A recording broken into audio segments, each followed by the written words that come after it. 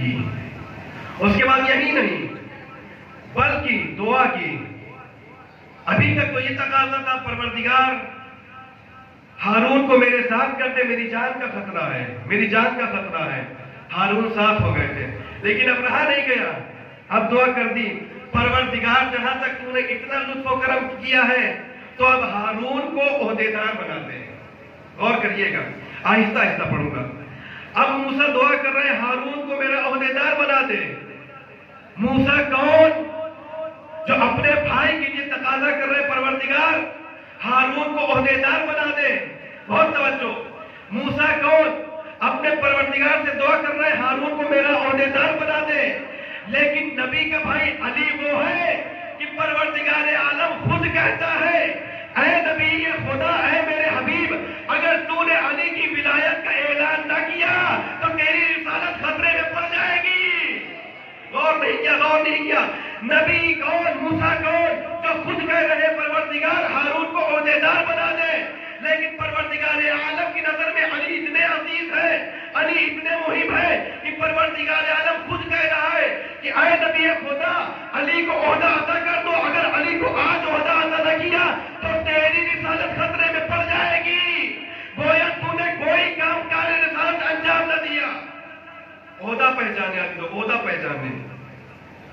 جب یہ منظر دیکھا، بہت توجہ، جب یہ منظر دیکھا ہارون کو عہدہ ملا، علی کو ولایت ملی، تو اب کربلا میں عباس کو علمداری ملی. عباس کو علمداری ملی. اور آگے چلتے ہیں. جناب عباس علمدار ہیں. ہم نے دیکھا کہ سب سے پہلے جس نے علم بنایا کون؟ جناب ابراہیم. جناب ابراہیم کون؟ جن کے دست مبارک سے بیت خدا بھی تعمیر پایا، علم مبارک بھی تعمیر پایا، علم مبارک بھی بنا. بہت توجہ، غور کریے گا یہاں پہ تھوڑا. ہم پر دنیا اعتراض کرتی ہے کہ علم کیوں اٹھاتے ہو؟ صرف علم کی بات، علم کیوں اٹھاتے ہو؟ یہ بدعت ہے. بہت توجہ. علم کیوں اٹھاتے ہو؟ یہ بدعت ہے. میں کہوں گا دیکھ اے مفتی، دیکھ لے جس ہاتھ سے خانہ کعبہ بنا تھا اسی ہاتھ سے علم مبارک بنا ہے. اب اگر بدعت ہے تو دونوں بدعت ہونی چاہیے، اور اگر سنت ہے تو دونوں سنت ہونی چاہیے. تنہا علم کیوں بدعت ہے؟ بیت خدا کی زیارت بھی بدعت ہونی چاہیے. اور آگے چلتے ہیں. علم کی بات چل رہی ہے. سرکار ختمی مرتبہ ایک مقام پر تشریف فرما ہے، بزم میں علی نہیں ہے. سرکار نے سوال کیا کہ تم میں سے کون ہے جو حافظ قرآن ہے؟ تم میں سے کون ہے جو حافظ قرآن ہے؟ تو کوئی نظر نہیں آیا. ایک 14 سال کا بچہ کھڑا ہوا اور اس نے کہا اے اللہ کے رسول، میں حافظ قرآن تو نہیں، لیکن ہاں قرآن کا ایک سورہ مجھے یاد ہے. سرکار نے پوچھا کون سا سورہ؟ کہا سورہ بقرہ. کہا اچھا ٹھیک ہے.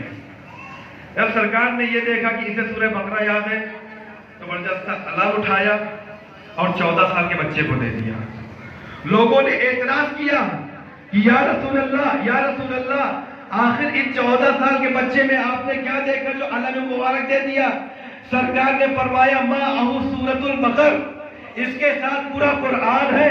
تو معلوم ہوا وہ اور ہوتے ہیں جو حافظ قرآن ہوتے ہیں، لیکن یہاں جو حفظ کرتا ہے تو اسے علمداری ملتی ہے. یہاں وہ ہے، یہاں جو حفظ کرتا ہے علم ملتا ہے. تو یہ معلوم ہوا کہ علمداری کی سب سے پہلی شرط ہے حافظ قرآن ہونا. اگر کوئی حافظ قرآن نہیں تو وہ علمدار نہیں بن سکتا. اور آگے چلو. نہیں معلوم مجمع اتنا سست کیوں ہے؟ ظاہراً خستگی کے، تھکاوٹ کے آثار نمایاں ہیں چہرے سے. اسی وجہ سے آپ کی خستگی مجھے اور خستہ اور کر رہی ہے. لہٰذا میں پڑھوں تو کیا پڑھوں؟ دل تو کرتا ہے بس یہیں سے ربط مسائب دے دوں، لیکن بس ایک وہ شرطیں گنانا ہے مجھے جو علمداری کی شرطیں مجھے کربلا سے ملانا ہے. خیبر کو کربلا سے ملانا، پورا خیبر بھی نہیں پڑھنا، صرف کچھ شرطیں پڑھنا ہے علمداری کی. تو پہلی شرط حافظ قرآن ہونا ہے. لیکن سرکار نے اور کیا شرطیں بیان فرمائی کہ کل میں علم اس کو دوں گا جو مرد ہوگا، رجل ہوگا، کرار ہوگا، جرار ہوگا، غیر فرار ہوگا. یہ شرطیں ہیں علمداری کی. تو سرکار نے یہ ارشاد فرما دیا. تو اب ہم نے دیکھا، بہت توجہ، ہم نے دیکھا دو مقام ہیں، دو منظر ہیں، دو علم دینے والے، دو علم لینے والے. اب آپ انصاف سے بتائیں، وہاں علم دینے والا نبی ہے، یہاں علم دینے والا فرزند نبی حسین ہے. وہاں علم لینے والا مولا علی ہے اور یہاں علم لینے والا اس کا بیٹا مولا عباس ہے. بہت توجہ.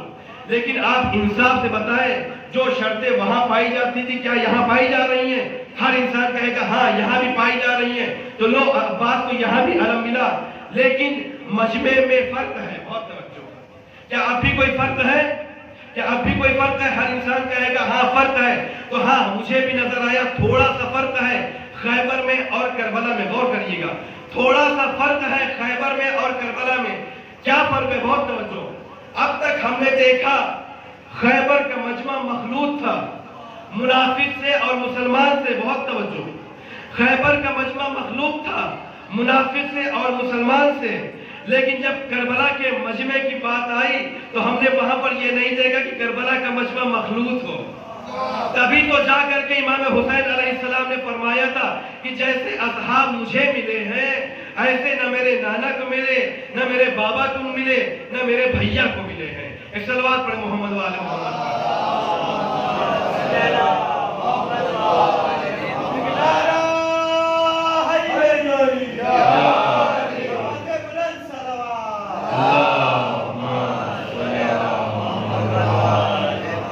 اب آئیے دیکھیے، خیبر کا مجمع مخلوط، کربلا کا مجمع خالص. توجہ کریے گا. کیا دیکھا؟ آسمانوں نے اپنی نگاہوں کو جب زمین کے اوپر پھیلایا تو کیا دیکھا؟ سینے زمین کے اوپر ایک ایسا لشکر آ رہا ہے. بہت توجہ.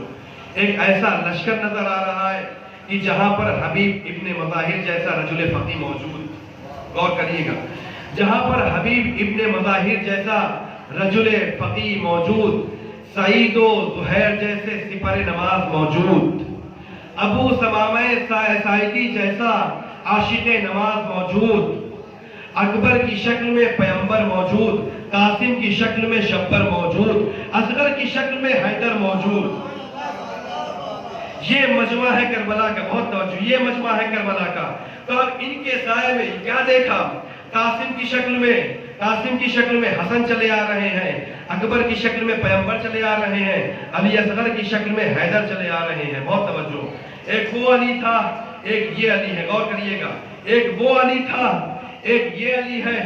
کل جب دعوت ذوالعشیرہ کے موقع پر رسول اسلام نے صدا دی تھی کہ کون میرا جانشین ہے، کون میرا ہم یعنی کون ہے جو میری کار رسالت میں مدد کر سکے، تو وہاں پر وہ علی بلند ہوا تھا. لیکن آج جب عاشورہ کے میدان میں امام حسین علیہ السلام نے عالمین کی صدا دی ہے تو اصغر بلند ہوا. کل جب امام علی علیہ السلام گہوارے میں تھے تو گہوارے میں رہ کر کے کلہ اشدر کو چیر دیا تھا. اور یہ وہ علی ہے جس نے دست مبارک پہ آ کر کے بیعت باطل کو چیر دیا. غور کیا؟ یہ مشابہت ہے دونوں علی کی. تو جب اتنا خالص مجمع تب جا کر کے امام حسین علیہ السلام نے علم حضرت عباس کے ہاتھوں پر دیا. ایک جملہ کہنا چاہوں گا، بہت توجہ. ایک جملہ کہنا چاہوں گا. خیبر کے مجمع کا فرق آپ نے دیکھ لیا، کربلا کے مجمع کا بھی فرق آپ نے دیکھ لیا. لیکن عزیزوں، میں اپنے مولا کائنات کی اجازت سے ایک جملہ کہوں گا. اے میرے مولا، اے مشکل کشا، اے شوہر بطول، اے کل ایمان، میں ایک جملہ آپ کی اجازت سے کہنا چاہوں گا کہ پتھروں کے بیچ میں ہیرا چمکے، ہیرے کا چمکنا اور ہے، لیکن ہیروں کے درمیان ہیرے کا چمکنا اور ہے. اب سمجھ میں آ گیا خیبر کا فرض کیا ہے اور کربلا کا فرض کیا ہے. خیبر میں صرف پتھر ہی پتھر تھے جہاں پر مولا کائنات چمکے تھے، اور یہاں پر سب ہیرے ہیں. حبیب بھی ایک ہیرا ہے، اکبر بھی ایک ہیرا ہے، قاسم بھی ہیرا ہے، اور محمد بھی ہیرا ہے. ان کے درمیان عباس قمر بنی ہاشم چمک رہا ہے. بس ایک شجاعت کا منظر آپ کے سامنے پیش کرنا ہے زحمت تمام. جناب عباس علمدار ہیں، باب الحوائج بھی ہیں، ایک منظر عزیزانو، اگر شجاعت عباس دیکھنا ہے تو جنگ صفین میں دیکھیے، کیونکہ جناب عباس نے صرف ایک جنگ لڑی ہے، جنگ صفین، جس میں ان کے جوہر کو دیکھا جاتا ہے، جا سکتا ہے۔ ہم نے دیکھا جنگ صفین کے موقع پر سن 26 ہجری میں جناب عباس کی ولادت ہے اور 40 ہجری میں جناب عباس کی ولادت ہے اور 40 ہجری میں مولا کائنات کی شہادت ہے، اور جنگ صفین جو ہوئی ہے وہ مولا کائنات کی شہادت سے 1-2 برس پہلے ہوئی ہے۔ گویا جناب عباس کا سن 13 یا 14 برس کا ہے، اس سے زیادہ کا نہیں ہے۔ جنگ صفین کے موقع پر ہم نے دیکھا ایک جوان گویا قمر بنی ہاشم چہرے کے اوپر نقاب ڈال کر کے آیا، دشمن کو للکار رہا ہے۔ للکارنے کے بعد اس نے کہا، ہے تم میں سے کوئی جو میرا مقابلہ کر سکے؟ لشکر والوں نے شاسا سے کہا، جاؤ اس کا مقابلہ کرو۔ آخر یہ جوانی تو ہے۔ شاسا اس دور کا بہت بڑا پہلوان، بہت بڑا بہادر شخص تھا۔ شاسا نے کہا، یہ میری توہین ہے کہ میں اس جوان کے مقابلے میں جاؤں۔ شاسا نہیں آیا، اپنے بیٹے کو بھیجا، 7 بیٹے تھے اس کے، شاسا کے 7 بیٹے تھے، اپنے بیٹے کو بھیجا۔ شاسا کا ایک بیٹا آیا جناب عباس کے مقابل میں، حملہ کیا، جواب دیا، جناب عباس نے زمین پوش کر دیا۔ شاسا نے دیکھا ایک بیٹا فنار ہو گیا، اپنے دوسرے بیٹے کو بھیجا، جناب عباس کے مقابل آیا، جناب عباس نے اس کو بھی فنار کر دیا۔ شاسا کے 7 بیٹے تھے، 7 کے 7 فنار ہو گئے۔ اب شاسا جلال میں آ گیا، غیظ میں آ گیا کہ آخر یہ ہے کون؟ شاسا چلا، ابھی تک کہہ رہا تھا یہ نوجوان ہے، میں اپنی توہین سمجھتا ہوں، اس سے مقابلہ کروں، لیکن جب دیکھا کہ 7 بیٹے مارے گئے تو اب شاسا خود چلا ہے اس جوان کے مقابلے میں۔ شاسا آیا، تھوڑی دیر جہاد ہوا، اس کے بعد مولا عباس نے اسے بھی فنار کر دیا۔ بہت توجہ، اب جب شاسا کا فنار ہونا تھا کہ صفین کے لشکر میں ایک ہلچل مچی کہ آخر ہے کون، آخر ہے کون؟ اس لیے کہ ان کے فن شجاعت جو ہے وہ علی سے ملتے ہیں۔ ہر شخص حیران ہے، کہہ رہا ہے یہ علی ہے، یہ علی ہے۔ کسی نے کہا تم سب مل کر کے حملہ کرو، بہت توجہ، کسی نے کہا تم سب مل کر کے حملہ کرو، اگر علی ہوں گے تو یہ ٹوٹ پڑیں گے، اگر کوئی اور ہوگا تو یہ پیچھے کی طرف جائے گا، بہت توجہ، تو یہ پیچھے کی طرف جائے گا۔ سب ٹوٹ کر کے حملہ کر رہے ہیں۔ عباس نے گھوڑے کو مہمیز کیا، مہمیز کرنا تھا کہ عباس دشمن کے لشکر پر ٹوٹے، بڑھ بڑھ کر کے حملہ کیا، لوگوں میں ہلچل مچ گئی، ہر انسان کہنے لگا نہیں یہ علی ہے، علی ہے، علی ہے، مولا کائنات باہر ہے، میں نہیں عباس ہے۔ سلوات پڑھ محمد علیہ۔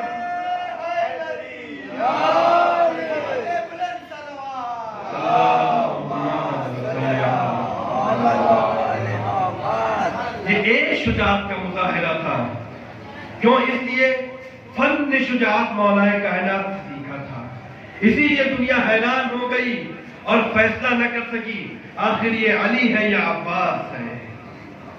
جب علی خیمے سے باہر آئے تو کہا یہ میں نہیں، یہ عباس ہے۔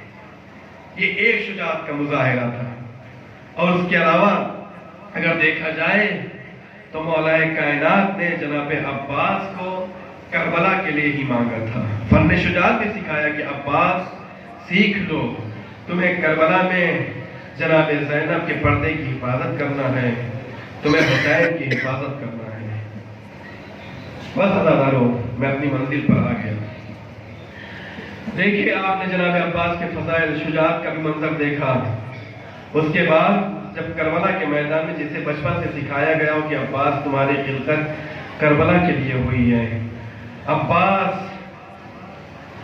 اب جب کربلا میں آ گئے تو اس میں اطمینان کے ساتھ، ہاں مجھے یہاں بھی جنگ کی اجازت ملے گی اور یہاں بھی جو فن شجاعت بابا سے سیکھا ہے وہ میں یہاں دکھاؤں گا، ظاہر کروں گا۔ لیکن کیا ملتا ہے کہ جب جناب عباس اپنے آقا کی خدمت میں آئے ہیں اور کہا آقا مجھے مرنے کی اجازت دیجئے، تو امام حسین علیہ السلام نے جناب عباس سے یہی کہا، اے بھیا عباس، تمہیں میں مرنے کی اجازت کیسے دوں؟ تم تو میرے لشکر کے علمدار تھے۔ جناب عباس نے جب دائیں طرف دیکھا اور بائیں طرف دیکھا کوئی نہیں ہے، تو کہا آقا اب وہ لشکر ہی کہاں رہا جس کی میں علمداری کیا کرتا تھا۔ اسی اثنا میں خیام حسینی سے العطش کی صدائیں بلند ہوئی۔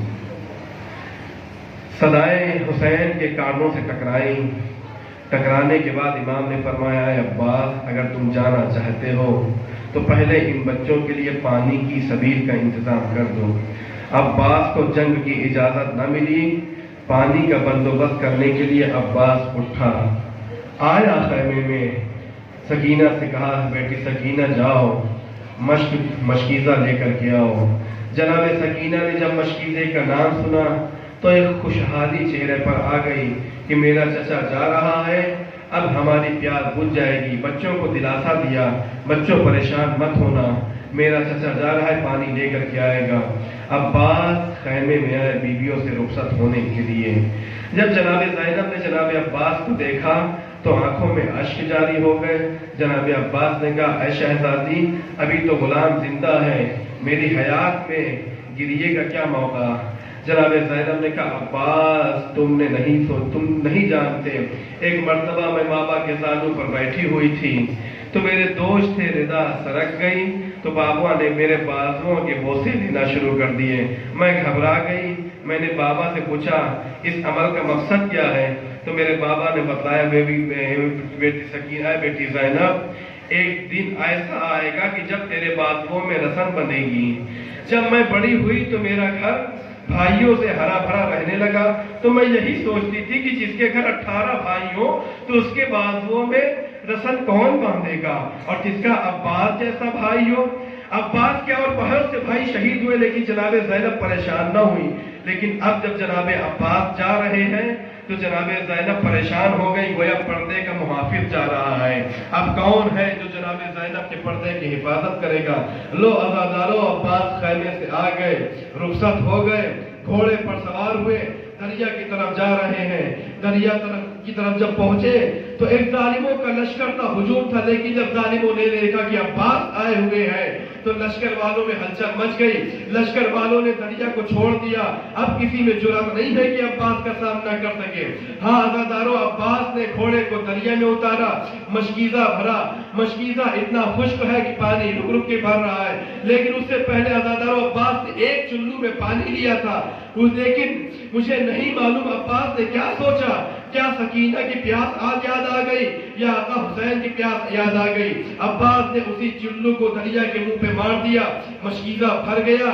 عباس خیمے کی طرف چل رہے ہیں، خیمے کا رخ کیا، چاہ رہے ہیں کہ یہ پانی کسی بھی صورت سے کسی بھی طرح خیام حسینی تک پہنچ جائے۔ سکینہ پیاسی ہے، اصغر پیاسا ہے، سکینہ کو سیراب کر دوں۔ ہاں عزادارو، عباس اپنی پوری کوشش کر رہے ہیں، لیکن عزادارو کسی ظالم میں یہ جرأت نہیں کہ عباس کا سامنے سے کر سکے۔ ہاں عزادارو، ہم نے دیکھا مقتل کے جملے ہیں، ایک شقی نے درخت کے پیچھے سے عباس کے اوپر وار کیا، عباس کا دایاں بازو قلم ہو گیا، لیکن عباس نے نہ مشک کو گرنے دیا نہ علم کو گرنے دیا۔ عباس نے مشک و علم کو اپنے بائیں ہاتھ میں لیا، تھوڑی دور چلے تھے، ایک شقی نے ایسا وار کیا کہ عباس کا دوسرا بازو بھی قلم ہو گیا، لیکن عباس نے ابھی بھی نہ مشک کو گرنے دیا نہ علم مبارک کو گرنے دیا۔ عباس نے مشک کو علم کو دانتوں سے دبایا۔ ادھر سکینہ درے خیبر پر کھڑی ہوئی دیکھ رہی ہے کہ علم ہے، آ رہا ہے، سکینہ کی آنکھ بندھی ہوئی ہے۔ سکینہ نے کہا، بچوں پریشان مت ہونا، عباس گھوڑے کو ایڑ لگائے ہوئے ہیں، کوشش یہی ہے پانی سکینہ تک پہنچ جائے۔ عزادارو، جب تیروں کی بارش ہوئی، ایک تیر مشک سکینہ پر لگا، عباس کی آنکھ ٹوٹی، عباس نے گھوڑے کا روپ بدل دیا۔ ادھر تیروں کی ایسی بارش ہوئی کہ ایک تیر عباس کی آنکھ میں پیوست ہو گیا۔ عباس چاہتے ہیں زانوں سے اس تیر کو نکالے، لیکن نکالنا چاہا، ایسا گرد لگا، عباس سنبھل نہ سکے۔ زمین کربل پر کس طرح ہے مجھے نہیں معلوم، کیونکہ جب بھی کوئی گرتا ہے کا سہارا لیتا ہے، لیکن عباس کیسے آئے مجھے نہیں معلوم۔ عباس زمین کربلا پر آ گئے، ظالموں نے وار کرنا شروع کر دیا۔ عباس نے آواز دی، اے آقا غلام کی خبر لیجئے۔ حسین نے جب یہ سنا آواز دی، یا اخی الان ان کا سارا ظاہری، اے بھیا عباس تیرے مرنے سے حسین کی کمر ٹوٹ گئی۔